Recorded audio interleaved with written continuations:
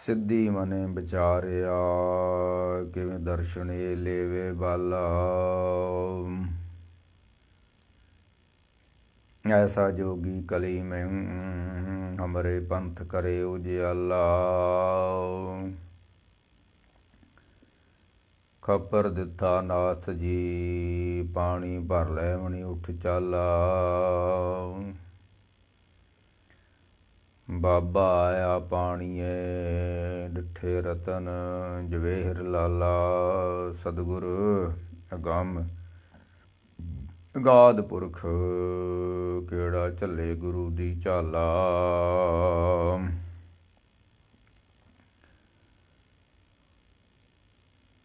ਸਤਿਗੁਰ ਅਗੰਮ ਅਗਾਧ ਪੁਰਖ, ਕਿਹੜਾ ਝੱਲੇ ਗੁਰੂ ਕੀ ਝਾਲਾ।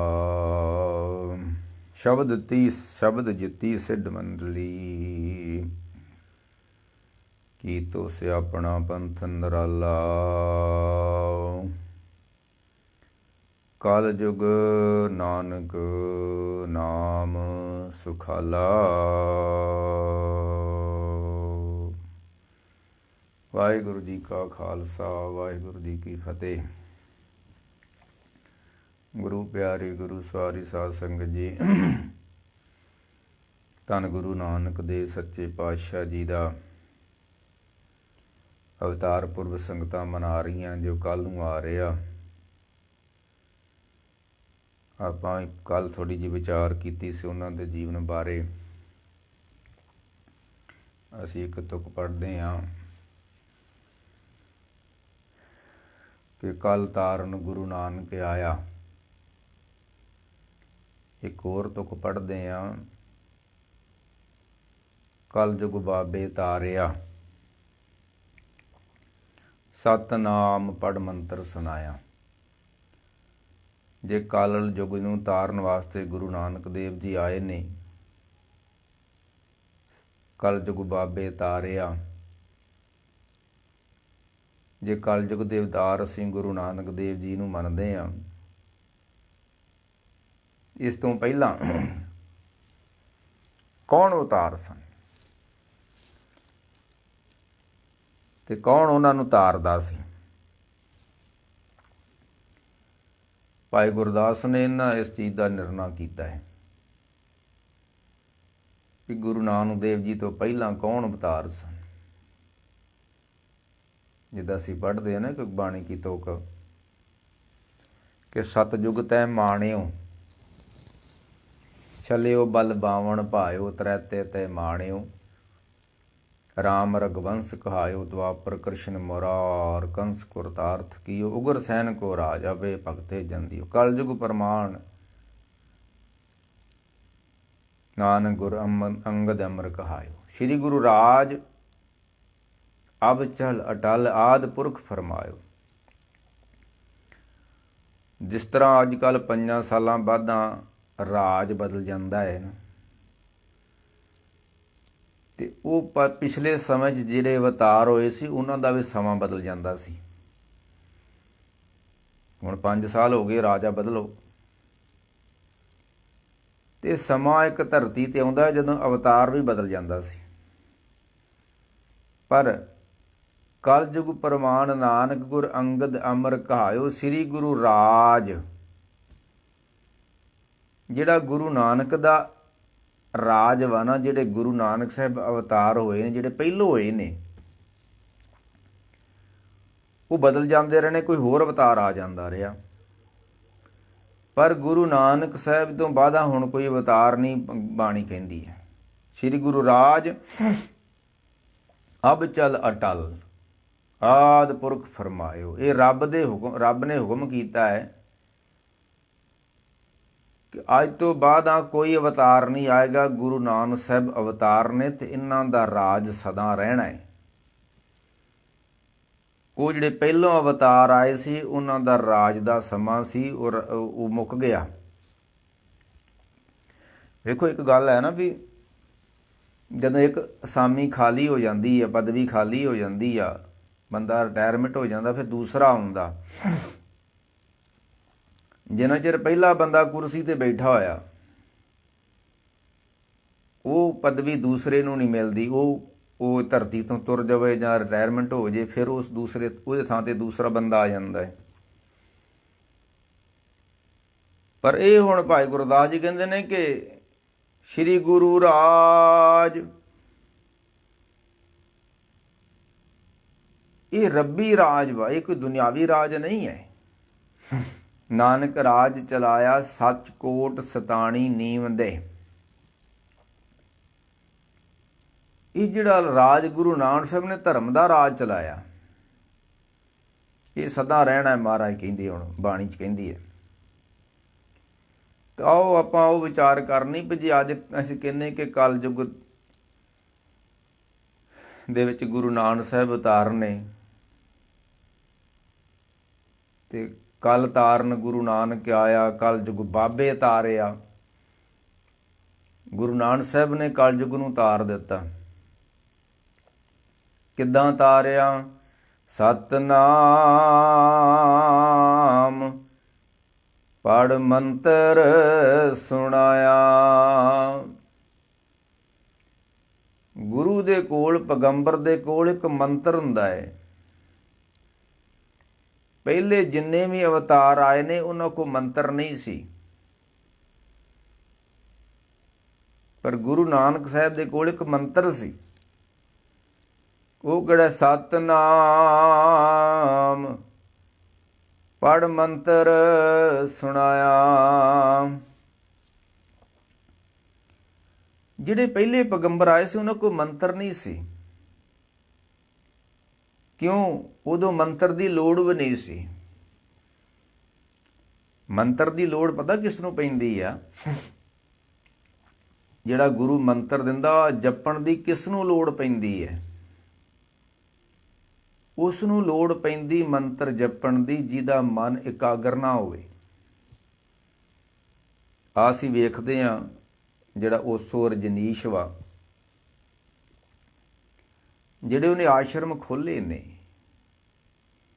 ਉਹਨਾਂ ਉੱਤੇ ਜਾ ਕੇ ਲੋਕੀ ਸੰਗੀਤ ਲਾ ਕੇ, ਸੌਂਗ ਲਾ ਕੇ ਤੇ ਨੱਚਦੇ ਨੇ, ਸਿਰ ਨੂੰ ਇਸ ਤਰ੍ਹਾਂ ਫੇਰਦੇ ਨੇ। ਇਹ ਕਿਉਂ ਬੰਦਾ ਕਿਉਂ ਨੱਚਦਾ? ਕਿਉਂ ਹੈ ਬੰਦਾ? ਕਿਉਂਕਿ ਇਹਦੇ ਅੰਦਰ ਆਨੰਦ ਲੁਕਿਆ ਹੋਇਆ, ਛਿਪਿਆ ਹੋਇਆ ਵਾ। ਜਦੋਂ ਨੱਚਦਾ ਉਹ ਪ੍ਰਗਟ ਹੁੰਦਾ ਹੈ। ਕੱਲ ਵੀ ਮੈਂ ਕਿਹਾ ਸੀ ਨਾ ਕਿ ਜਿੰਨਾ ਚਿਰ ਤੁਸੀਂ ਗਾਓਗੇ ਨਹੀਂ, ਉਹਨਾਂ ਚਿਰ ਤੁਹਾਡੇ ਅੰਦਰੋਂ ਦੁੱਖ ਦੂਰ ਨਹੀਂ ਹੋਣਾ। ਜਿਹੜੀ ਚਿੰਤਾ ਹੈ ਨਾ, ਸਰਵਣ ਵੀ ਕਰ ਰਹੇ, ਉਹ ਵੀ ਕਹਿ ਰਹੇ ਬਾਬਾ ਜੀ ਚਿੰਤਾ ਹੈ।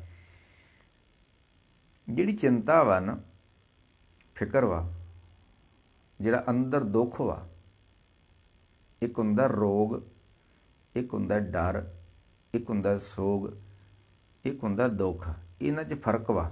ਰੋਗ ਹੁੰਦਾ ਹੈ, ਡਰ ਹੁੰਦਾ ਹੈ। ਜਿਹੜਾ ਸਾਡੇ ਅੰਦਰ, ਚਲੋ ਸਾਡੇ ਸਰੀਰ ਨੂੰ ਤਾਂ ਕੋਈ ਰੋਗ ਨਹੀਂ ਹੈ,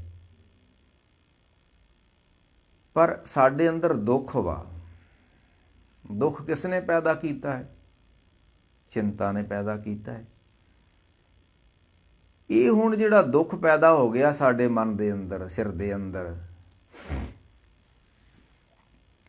ਇਹ ਤਾਂ ਜਾਣਾ ਵਾ ਜੇ ਕੋਈ ਮਾਰ ਕਹਿੰਦੇ ਨੇ ਦੁੱਖ ਰੋਗ ਸੰਤਾਪ ਉਤਰੇ ਸੁਣੀ ਸੱਚੀ ਬਾਣੀ। ਜਾਂ ਤੇ ਬਾਣੀ ਨੂੰ ਸੁਣੋ ਜਦੋਂ ਕੀਰਤਨ ਹੁੰਦਾ ਹੋਵੇ, ਤੇ ਜੇ ਨਹੀਂ ਫਿਰ ਆਪ ਗਾਓ।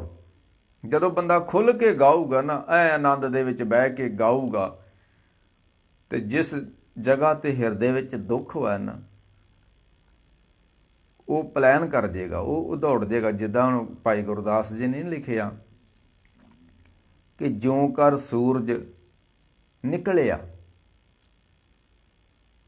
ਇੱਕ ਦੇ ਆਉਣ ਨਾਲ ਦੂਸਰਾ ਚਲ ਜਾਂਦਾ ਹੈ। ਚਾਨਣ ਆ ਗਿਆ, ਹਨੇਰਾ ਗਿਆ ਹੈ। ਮੱਛਰ ਚਲ ਗਿਆ ਤੇ ਮੱਖੀਆਂ ਆ ਗਈਆਂ। ਇੱਕ ਦੇ ਜਾਣ ਨਾਲ ਦੂਸਰਾ ਆ ਜਾਣਾ। ਹੁਣ ਪੱਤ ਝੜ ਹੈ ਤੇ ਮੁੜ ਕੇ ਬਸੰਤ ਬਹਾਰ ਆ ਜਾਣੀ ਹੈ। ਜਦੋਂ ਪੱਤ ਝੜ ਮੁੱਕ ਗਈ, ਹੁਣ ਪੱਤੇ ਝੜਨੇ ਸ਼ੁਰੂ ਹੋਏ ਨੇ। 2-3 ਮਹੀਨੇ ਪੱਤੇ ਝੜੀ ਜਾਣੇ ਨੇ। ਜਿੱਦਣ ਝੜ ਗਏ, ਬਸੰਤ ਬਹਾਰ ਆ ਜਾਣੀ ਹੈ। ਇੱਕ ਦੇ ਜਾਣ ਨਾਲ ਹੀ ਦੂਸਰਾ ਆਉਣਾ ਹੈ। ਤੇ ਗਾਉਣ ਦੇ ਨਾਲ ਆਨੰਦ ਪੈਦਾ ਹੁੰਦਾ ਹਿਰਦੇ 'ਚ। ਤੇ ਜਦੋਂ ਹਿਰਦੇ 'ਚ ਆਨੰਦ ਪੈਦਾ ਹੋ ਗਿਆ, ਦੁੱਖ ਆਪੇ ਪਲਾਇਣ ਕਰ ਗਿਆ। ਉਹਦੇ ਹਿਰਦੇ ਵਿੱਚੋਂ ਦੁੱਖ ਦੂਰ ਹੋਏਗਾ। ਹਿਰਦੇ ਵਿੱਚ ਕੋਈ ਰੋਗ ਨਹੀਂ ਹੈ, ਹਿਰਦੇ ਵਿੱਚ ਸੋਗ ਵਾ। ਜਿਹੜੇ ਰੋਗ ਨੇ ਉਹ ਸਰੀਰ ਵਿੱਚ ਨੇ, ਜਿਹੜੇ ਦੁੱਖ ਤੇ ਚਿੰਤਾ ਹੈ ਉਹ ਮਨ ਦੇ ਅੰਦਰ ਨੇ, ਉਹ ਹਿਰਦੇ ਅੰਦਰ ਨੇ। ਰੋਗਾਂ ਦਾ ਇਲਾਜ ਬਾਹਰੋਂ ਹੁੰਦਾ ਦਵਾਈਆਂ ਨਾਲ, ਤੇ ਜਿਹੜਾ ਦੁੱਖ ਵਾ, ਚਿੰਤਾ ਹੈ, ਸੋਗ ਹੈ, ਉਸ ਦਾ ਇਲਾਜ ਦੋ ਤਰੀਕਿਆਂ ਨਾਲ ਹੁੰਦਾ ਹੈ। ਜਾਂ ਤੇ ਬੰਦਾ ਖੁੱਲ੍ਹ ਕੇ ਗਾਵੇ, ਜਿੱਦਾਂ ਇੱਕ ਜਕਾਰਾ ਹੀ ਤੁਸੀਂ ਬੁਲਾ ਲਓ, ਬੋਲੇ ਖੁੱਲ੍ਹ ਕੇ। ਸਵੇਰੇ ਉੱਠ ਕੇ 2-4 ਜਕਾਰੇ ਬੁਲਾ ਲਓ ਸੰਗਤ ਵਿੱਚ ਖਲੋ। ਜੇ ਸੰਗਤ 'ਚ ਖਲੋ ਕੇ ਗਾ ਇੱਦਾਂ ਖੁੱਲ੍ਹ ਕੇ ਜਕਾਰਾ ਬੁਲਾਓਗੇ ਤਾਂ ਫਿਰ ਤਾਂ ਦੁੱਖ ਉਸੇ ਵੇਲੇ ਪਰਾਂ ਹੋ ਗਿਆ। ਰੋਗ ਨਹੀਂ, ਦੁੱਖ ਮੈਨੇ ਚਿੰਤਾ। ਤੁਸੀਂ ਖੁੱਲ੍ਹ ਕੇ ਇੱਕ ਜਕਾਰੇ 2-4 ਬੁਲਾ ਦਿਓ ਸੰਗਤ ਵਿੱਚ, ਖੁੱਲ੍ਹ ਕੇ, ਉਸੇ ਵੇਲੇ ਹੀ ਦੁੱਖ ਪਲਾਇਣ ਕਰ ਜਾਏਗਾ, ਉਸੇ ਵੇਲੇ ਦੁੱਖ ਦੂਰ ਹੋ ਜਾਏਗਾ। ਕੋਈ ਬਹੁਤੀ ਗੱਲ ਨਹੀਂ। ਮੈਂ ਉਸ ਦਿਨ ਇੱਕ ਤੁੱਕ ਕਹੀ ਸੀ ਕਿ ਗੀਤ ਨਾਦ ਕਵਿਤ ਕਵੇ, ਸੁਣ ਰਾਮ ਨਾਮ ਦੁੱਖ ਭਾਗੇ। ਰੱਬ ਦੀ ਕਵਿਤਾ ਗਾਓ, ਰੱਬ ਦਾ ਗੀਤ ਗਾਓ। ਮੈਂ ਕਹਿ ਰਿਹਾ ਸੀ, ਮੇਰਾ ਵਿਸ਼ਾ ਇਹ ਸੀ ਕਿ ਮੰਤਰ ਦੀ ਲੋੜ ਉਹਨਾਂ ਨੂੰ, ਪਹਿਲੇ ਜਿਹੜੇ ਪੈਗੰਬਰ ਆਏ ਸੀ ਉਹਨਾਂ ਕੋਲ ਮੰਤਰ ਨਹੀਂ ਸੀ, ਤੇ ਨਾ ਹੀ ਉਹਨਾਂ ਨੇ ਕਿਸੇ ਨੂੰ ਮੰਤਰ ਦਿੱਤਾ ਹੈ।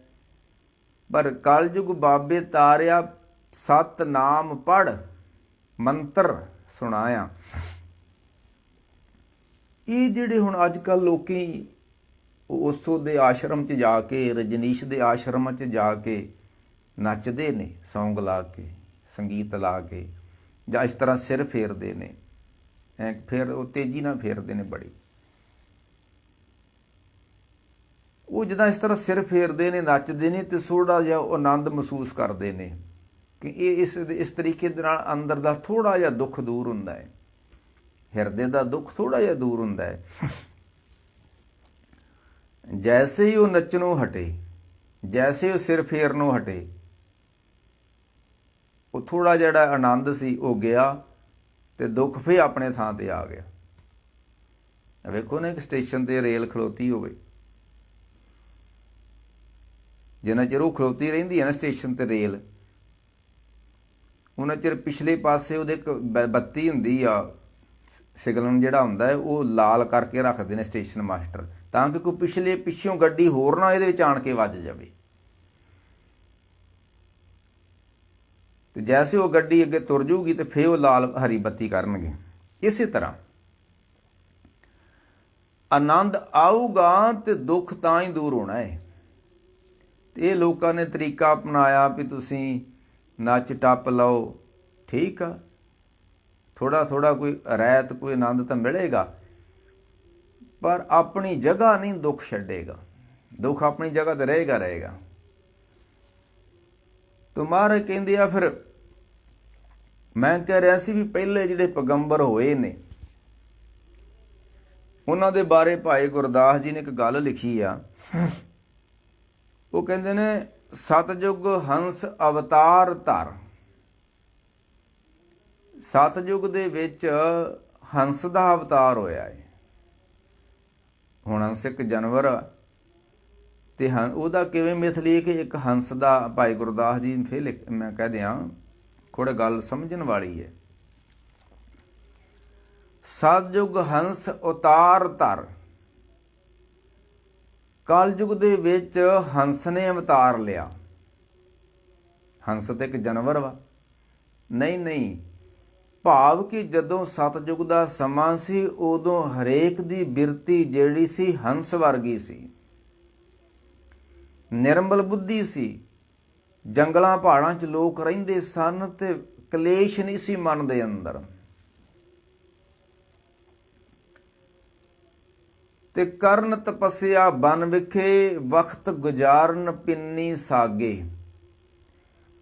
ਉਹ ਜੰਗਲਾਂ 'ਚ ਬੈਠੇ ਐ ਕਾਗਰ ਚਿੱਤ ਬੈਠੇ ਹੋਏ ਸੀ, ਤੇ ਉਦੋਂ ਕੋਈ ਅਵਤਾਰ ਦੀ ਲੋੜ ਵੀ ਨਹੀਂ ਸੀ। ਉਦੋਂ ਹਰੇਕ ਬੰਦਾ ਹੀ ਅੰਦਰੋਂ ਜੁੜਿਆ ਹੋਇਆ ਸੀ ਰੱਬ। ਅਵਤਾਰ ਦਾ ਕੀ ਡਿਊਟੀ ਕੀ ਹੁੰਦੀ? ਅਵਤਾਰ ਜਿਹੜਾ ਹੁੰਦਾ ਹੈ, ਪੈਗੰਬਰ ਜਿਹੜਾ ਹੁੰਦਾ ਹੈ, ਉਹਨੇ ਦੋ ਕੰਮ ਦਸ ਕਰਨੇ ਹੁੰਦੇ ਆ। ਲੋਕਾਂ ਨੂੰ ਰੱਬ ਦੇ ਰਾਹ ਤੇ ਤੋਰਨਾ ਪੈਗੰਬਰ ਦਾ ਕੰਮ ਹੈ।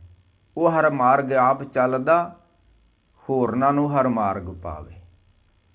ਬਸ ਦੋ ਹੀ ਕੰਮ ਨੇ ਪੈਗੰਬਰ ਦੇ, ਰੱਬ ਦੇ ਰਾਹ ਤੇ ਲੋਕਾਂ ਨੂੰ ਤੋਰਨਾ ਤੇ ਰੱਬ ਨਾਲ ਜੋੜਨਾ। ਤੀਸਰਾ ਉਹਨਾਂ ਦਾ ਕੋਈ ਕੰਮ ਨਹੀਂ ਹੁੰਦਾ ਪੈਗੰਬਰਾਂ ਦਾ। ਤੇ ਭਾਈ ਗੁਰਦਾਸ ਜੀ ਕਹਿੰਦੇ ਨੇ ਕਿ ਸਤਜੁਗ ਹੰਸ ਅਵਤਾਰ ਧਰ। ਕਲਯੁਗ ਦੇ ਵਿੱਚ ਹੰਸ ਨੇ ਅਵਤਾਰ ਲਿਆ, ਅਥਵਾ ਉਸ ਸਮੇਂ ਲੋਕਾਂ ਦੀ ਬਿਰਤੀ ਜਿਹੜੀ ਸੀ ਹੰਸ ਵਰਗੀ ਸੀ। ਜਿੰਨਾ ਮਨ ਕਾਲਾ ਹੋਵੇਗਾ, ਜਿੰਨਾ ਅੰਦਰ ਗੰਦ ਹੋਏਗਾ, ਉਨੀ ਪਾਠ ਪੂਜਾ ਕਰਨੀ ਪਊਗੀ। ਜੇ ਅੰਦਰ ਸਾਫ਼ ਹੈ, ਅੰਦਰ ਚਿੱਤ ਇਕਾਗਰ ਹੈ, ਰੱਬ ਨਾਲ ਜੁੜਿਆ ਹੋਇਆ ਵਾ, ਤੇ ਕਿਸੇ ਮੰਤਰ ਜਾਪ ਦੀ ਲੋੜ ਹੀ ਕੋਈ ਨਹੀਂ ਹੈ। ਹੁਣ ਕੱਪੜੇ ਧੋ ਕੇ ਪ੍ਰੈਸ ਕਰਕੇ ਰੱਖੇ ਹੋਏ ਨੇ, ਤੇ ਉਹਨਾਂ ਤੋਂ ਸਾਬਣ ਦੀ ਲੋੜ ਨਹੀਂ ਹੈ। ਹਾਂ, ਜਿਹੜੇ ਬਾਹਰ ਗੰਦੇ ਪਏ ਨੇ ਕੱਪੜੇ, ਜਿਹੜਾ ਅਸੀਂ ਰੋਜ਼ ਪੜ੍ਹਦੇ ਨਾ, ਭਰੀਏ ਹੱਥ ਪੈਰ ਤਨ ਦੇ, ਪਾਣੀ ਧੋਤੇ ਉਤਰ ਸਕੇ। ਜੇ ਕੱਪੜਾ ਗੰਦਾ ਹੈ, ਉਹਨੂੰ ਤੇ ਸਾਬਣ ਦੀ ਲੋੜ ਹੈ। ਤੇ ਜੇ ਕੱਪੜਾ ਗੰਦਾ ਹੀ ਨਹੀਂ ਹੈ, ਉਹਨੂੰ ਨਾ ਪਾਣੀ ਦੀ ਲੋੜ ਨਾ ਸਾਬਣ ਦੀ। ਜਿੰਨਾ ਮਨ ਮੈਲਾ ਹੋਵੇਗਾ, ਜਿੰਨਾ ਮਨ ਗੰਦਾ ਹੋਏਗਾ, ਓਨਾ ਹੀ ਪਾਠ ਕਰਨਾ ਪਊ, ਓਨਾ ਹੀ ਮੰਤਰ ਜਪਣਾ ਪਊ। ਤਾਂ ਹੀ ਮੈਂ ਕਹਿੰਦਾ ਹੁੰਦਾ, ਪੁਰਾਣੇ ਜਿਹੜੇ ਹੁੰਦੇ ਸੀ ਨਾ ਗੁਰਸਿੱਖ, ਉਹ ਸਾਡੇ ਜਿੰਨਾ ਪਾਠ ਨਹੀਂ ਸੀ ਕਰਦੇ ਹੁੰਦੇ, ਅਸੀਂ ਵੱਧ ਕਰਦੇ ਉਹਨਾਂ ਨਾਲੋਂ। ਜਿੰਨਾ ਪੁਰਾਣੇ ਗੁਰਸਿੱਖ ਕੀਰਤਨ ਸੁਣਦੇ ਹੁੰਦੇ, ਅਸੀਂ 100 ਗੁਣਾ ਵੱਧ ਉਹਨਾਂ ਤੋਂ ਸੁਣਦੇ ਹਾਂ। ਕਿਉਂਕਿ ਉਦੋਂ ਕੀਰਤਨ ਸੁਣਨ ਵਾਸਤੇ ਕੋਈ ਸਾਧਨ ਨਹੀਂ ਸੀ ਹੁੰਦਾ। ਪਰ ਉਹ ਸਾਡੇ ਨੂੰ ਘੱਟ ਕਰਦੇ ਸੀ, ਅਸੀਂ ਵੱਧ ਕਰਦੇ ਪਾਠ। ਉਹ ਘੱਟ ਕੀਰਤਨ ਕਰਦੇ ਸੀ, ਅਸੀਂ ਵੱਧ ਕਰਦੇ ਹਾਂ। ਪਰ ਨਿਰਮਲ ਉਹ ਸੀ, ਅਸੀਂ ਭੈੜੇ ਹਾਂ। ਉਹ ਨਿਰਮਲ ਉਹ ਸੀ, ਅਸੀਂ ਭੈੜੇ ਹਾਂ। ਇੰਨਾ ਪਾਠ ਪੂਜਾ ਕਰਨ ਦੇ ਵੀ ਸਾਡੀ ਲੋਭ ਬਿਰਤੀ ਕਿਉਂ ਨਹੀਂ ਖਤਮ ਹੋਈ? ਇੰਨਾ ਪਾਠ ਪੂਜਾ ਕਰਨ ਦੇ ਨਾਲ ਸਾਡੀ ਵਾਸ਼ਨਾ ਕਿਉਂ ਨਹੀਂ ਮਰੀ? ਸਤਿਗੁਰ ਸ਼ਬਦ ਕ੍ਰੋਧ ਜਲਾਵੇ। ਗੁਰੂ ਦੇ ਸ਼ਬਦ ਦੀ ਤਾਕਤ ਹੈ, ਉਹ ਅੰਦਰ ਕ੍ਰੋਧ ਨੂੰ ਮਾਰ ਦਿੰਦਾ ਹੈ। ਸਾਡਾ ਕਿਉਂ ਨਹੀਂ ਮਰਿਆ? ਗੁਰ ਸ਼ਬਦ ਦੇ ਜਾਪ ਦੀ, ਕੀਰਤਨ ਦੀ, ਕਥਾ ਦੀ ਵੱਡੀ ਵਡਿਆਈ ਹੈ, ਅੰਦਰੋਂ ਲੋਭ ਮਾਰ ਦਿੰਦਾ ਹੈ। ਸਾਡਾ ਕਿਉਂ ਨਹੀਂ ਮਰਿਆ? ਚਲੋ ਆਮ ਦੁਨੀਆ ਦੀ ਤੇ ਗੱਲ ਛੱਡੋ, ਸਾਡੇ ਗਿਆਨੀਆਂ ਦਾ ਕਿਉਂ ਨਹੀਂ ਲੋਭ ਮਰਿਆ? ਕਿਸੇ ਗਿਆਨੀ ਨੂੰ ਪੈਸੇ ਥੋੜ੍ਹੇ ਦੇ ਦਿਓ, ਦੂਸਰੀ ਵਰੀਕੀ ਤੁਹਾਡੇ ਆਊਗਾ ਨਹੀਂ ਕਥਾ ਕਰਨ। ਅਪਿੰਦਰਪਾਲ ਨੂੰ ਦੇ ਕੇ ਵੇਖ ਲਿਓ, ਥੋੜ੍ਹੇ ਦੇ ਕੇ ਵੇਖ ਲਿਓ, ਮੁੜ ਕੇ ਆਖੂਗਾ ਟਾਈਮ ਹੈ ਨਹੀਂ ਗਾ। ਲਿਫਾਫਾ ਥੋੜ੍ਹਾ ਭਾਰਾ ਕਰ ਦਿਓ ਤੇ ਜਦੋਂ ਮਰਜ਼ੀ ਟਾਈਮ ਲੈ ਲਓ। ਇੰਨੀ ਗੱਲ ਹੈ। ਤਾਂ ਮੈਂ ਕਹਿ ਰਿਹਾ ਸੀ ਕਿ ਉਹ ਜਿਹੜਾ ਸਤਿਯੁਗ ਦਾ ਸਮਾਂ ਹੈ, ਸਤਿਯੁਗ ਹੰਸ ਅਵਤਾਰ ਧਰ। ਸਤਿਯੁਗ ਦੇ ਵਿੱਚ ਕੋਈ ਬੰਦਾ ਅਵਤਾਰ ਨਹੀਂ ਸੀ। ਉਦੋਂ ਮਨੁੱਖ ਦੀ ਬਿਰਤੀ ਅਵਤਾਰਾਂ ਜੈਸੀ ਸੀ। ਤੇ ਕਰਨ ਤਪੱਸਿਆ ਬਨ ਵਿਖੇ। ਉਹ ਜੰਗਲਾਂ ਬੇਲਿਆਂ 'ਚ ਬੈਠੇ ਸੀ, ਨਾ ਕੋਈ ਫੋਨ ਸੀ। ਆਹ ਹੁਣ ਫੋਨ ਹੀ ਨਹੀਂ ਸਾਨੂੰ ਸੌਣ ਦਿੰਦਾ ਸਿਆਪਾ। ਕੋਈ ਕੀਰਤਨ ਕਰਨ ਦਿਆ ਤੇ ਉਹਦੀ ਜੇਬ 'ਚ ਫੋਨ ਖੜਕਣ ਦਿਆ। ਬਹੁਤ ਪੁਰਾਣੀ ਗੱਲ ਆ, ਉਦੋਂ ਨਵੇਂ ਨਵੇਂ ਫੋਨ ਚੱਲੇ ਸੀ। ਤੇ ਆ ਜਿਹੜਾ ਪ੍ਰਭ ਮਿਲਣੇ ਕਾ ਚਾਓ, ਇਹਨਾਂ ਨੇ ਕਿਤੇ ਸਮਾਗਮ ਕੀਤਾ, 2004 ਦੀ ਗੱਲ ਹੈ। ਤੇ ਕਥਾ ਕਰਨ ਦਿਆ ਤੇ ਫੋਨ ਖੜਕੀ ਜਾਵੇ। ਉਦੋਂ ਕਿਸੇ ਹੁੰਦਾ ਸੀ। ਤੇ ਮੈਂ ਕਿਹਾ ਵੇ ਲੋਕਾਂ ਨੂੰ ਪ੍ਰਭ ਮਿਲਣੇ ਕਾ ਚਾਓ ਤੇ ਫੋਨ ਇਹਨਾਂ ਦੇ ਆਪਣੇ ਖੜਕੀ ਜਾਣਦੇ ਨੇ। ਨਹੀਂ ਨਹੀਂ ਨਹੀਂ ਨਹੀਂ, ਇਹ ਸਿਆਪੇ ਨਹੀਂ ਸੀ ਹੁੰਦੇ। ਜਿੱਥੇ ਕੋਈ ਬੈਠਾ ਹੈ ਅਸ਼ਾਂਤ ਚਿੱਤ ਬੈਠਾ ਹੁੰਦਾ ਸੀ। ਆਹ ਜਿਹਨੂੰ ਕਲੇਸ਼ ਬੁੱਕ ਕਹਿੰਦੇ ਆ, ਕਿੱਡਾ ਕਲੇਸ਼ ਪਾਇਆ ਆ ਇਸ ਨੇ। ਨਾ ਉਹਦਾ ਫੇਸਬੁੱਕ ਰੱਖਿਆ ਹੈ ਕਲੇਸ਼ ਬੁੱਕ, ਕਿ ਕੋਈ ਮਾੜੀ ਜਿਹੀ ਗੱਲ ਇੱਦਾਂ ਵੀਡੀਓ 'ਚ ਕਹਿ ਦਿਓ ਉਹ ਮੁੜ ਕੇ ਗਾਲਾਂ ਕੱਢਣ ਲੱਗ ਪੈਂਦੇ। ਗਾਲਾਂ ਹੀ ਕੱਢਣ ਲੱਗ ਪੈਂਦੇ। ਕੱਲ੍ਹ ਮੈਂ ਕਿਹਾ ਉਹ ਰੱਬ ਦੇ ਪੁਜਾਰੀਓ, ਗੁਰਦੁਆਰਾ ਆਉਣ ਵਾਲਿਓ, ਗੁਰੂ ਸਵਾਰਿਓ, ਤੁਹਾਨੂੰ 10 ਗੁਰੂਆਂ ਦੇ ਦਿਹਾੜੇ ਮਨਾਉਣੇ ਚਾਹੀਦੇ ਨੇ। 11ਵਾਂ ਗੁਰੂ ਗ੍ਰੰਥ ਸਾਹਿਬ ਦਾ ਪਹਿਲਾ ਪ੍ਰਕਾਸ਼ ਅਤੇ 12ਵਾਂ ਗੁਰਤਾ ਗੱਦੀ ਗੁਰੂ ਗ੍ਰੰਥ ਸਾਹਿਬ, ਅਤੇ ਤੁਸੀਂ ਸੰਗਰਾਂਦਾਂ ਵਿੱਚ ਹੀ ਆਪਣੀ ਐਨਰਜੀ ਖਤਮ ਕਰਦੇ ਹੋ। 12 ਸੰਗਰਾਂਦਾਂ ਮਨਾਉਂਦੇ ਹੋ। ਉਹ ਸਾਡੇ ਨੂੰ ਤਾਂ ਮੁਸਲਮਾਨ ਚੰਗੇ ਜਿਹੜੀ ਇੱਕ ਵੀ ਨਹੀਂ ਮਨਾਉਂਦੇ, ਉਹ ਈਦ ਮਨਾਉਂਦੇ ਨੇ। ਉਹ ਸਾਡੇ ਨੂੰ ਤਾਂ ਈਸਾਈ ਚੰਗੇ ਜਿਨ੍ਹਾਂ ਨੂੰ ਪਤਾ ਨਹੀਂ ਸੰਗਰਾਂਦ ਕਿੱਦਣ ਹੁੰਦੀ ਹੈ। ਅਤੇ ਸਾਡੇ ਭਾਈਆਂ ਨੂੰ ਵੀ ਫਿਕਰ ਪਿਆ ਹੁੰਦਾ ਸੰਗਰਾਂਦ ਕਿੱਦਣ ਹੈ, ਅਤੇ ਆਂਢੀਆਂ ਗੁਆਂਢੀਆਂ ਨੂੰ ਗੁਰਦੁਆਰੇ ਲਾਗੇ ਫਿਕਰ ਪਿਆ ਹੁੰਦਾ ਵੀ ਲੰਘ ਨਾ ਜਾਵੇ ਸੰਗਰਾਂਦ। ਕੋਈ ਸਿਆਪਾ ਮੁਕਾਓ ਅਤੇ ਗੁਰਦੁਆਰੇ ਬੋਰਡ ਲਿਖ ਕੇ ਲਾਓ 10 ਗੁਰੂਆਂ ਦੇ ਇਸ ਤਰੀਕ ਨੂੰ ਦਿਹਾੜੇ ਆਉਣੇ ਅਤੇ 10 ਗੁਰੂਆਂ ਦੇ ਦਿਹਾੜੇ ਮਨਾਉਣੇ ਆ। ਤੁਸੀਂ ਸੂਰਜ ਦੇਵਤੇ ਦੀ ਪੂਜਾ ਕਰਨ ਗੁਰਦੁਆਰੇ ਆਉਂਦੇ ਹੋ। ਸਿਆਪਾ ਗਲ 'ਚ ਪਾਇਆ ਪੁਜਾਰੀਆਂ ਨੇ ਸਾਡੇ। ਰੱਬ ਖੈਰ ਕਰੇ। ਸਤਿਯੁਗ ਦੇ ਵਿੱਚ ਹੰਸ ਅਵਤਾਰ ਸੀ ਭਾ, ਮਨੁੱਖ ਦੀ ਹੰਸ ਬਿਰਤੀ ਸੀ ਅਤੇ ਰੱਬ ਨਾਲ ਜੁੜੇ ਹੋਏ ਸੀ, ਅਤੇ ਕਿਸੇ ਪੈਗੰਬਰ ਦੀ ਲੋੜ ਨਹੀਂ, ਕਿਸੇ ਮੰਤਰ ਦੀ ਜਾਪ ਨਹੀਂ ਸੀ, ਜਾਪ ਦੀ ਲੋੜ ਨਹੀਂ ਸੀ।